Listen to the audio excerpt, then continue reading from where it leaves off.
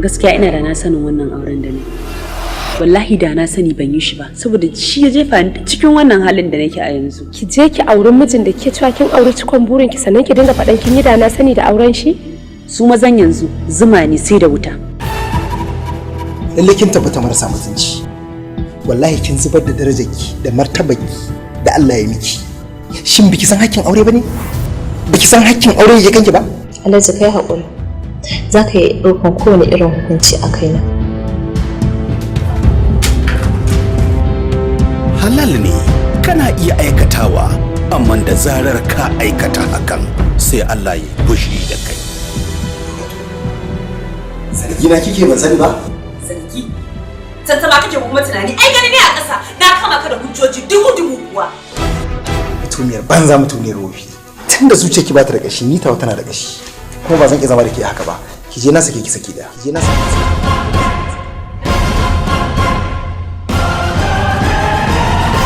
Wani irin zama ake a gidansa amma sai kun taya ni gani. Idda. Ya zama wani ado a gun samari su dinga neman 'ya'yan masu kuɗi. To ni kuma wallahi sai na fita saboda baka isa ka hana ni tafiya ba. Kina fita a bakin auren ki kin ji na ga miki. Sai yi wa juna shuke-shuke ake yi irin wacce da zarar ta fito ba a sake kallon juna da mutunci. Idda. Idda daga kamfanin Global Time Movies. Me ka ɗauke ni? Sha banza mara hankali? Ka raba ni da mijina. Ka kashe min aure. Kin san har yanzu har gobe Hajibi yana karkashin iko ne a matsayinki na mijinki tunda kina cikin iddarsa.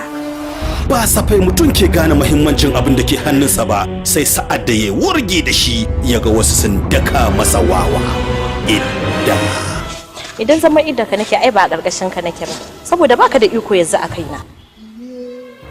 Kai saurara da Allah. Idan ni da ita ba mu da hankali ai babu yadda za a yi mai hankali ya zo ya magana da mu. Kai da gafara can.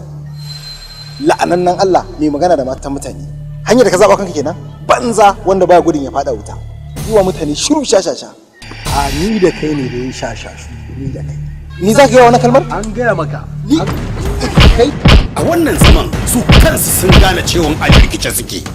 Idda. Labari da kuma tsara shi Munzali M Beach. Shiryawa Abdul Aziz Small. Daukar nauyi Manir Beka. Wallahi bala'i da masifa yanzu aka fara tarwa a cikin gidan nan. Ai ka riga ka toro match.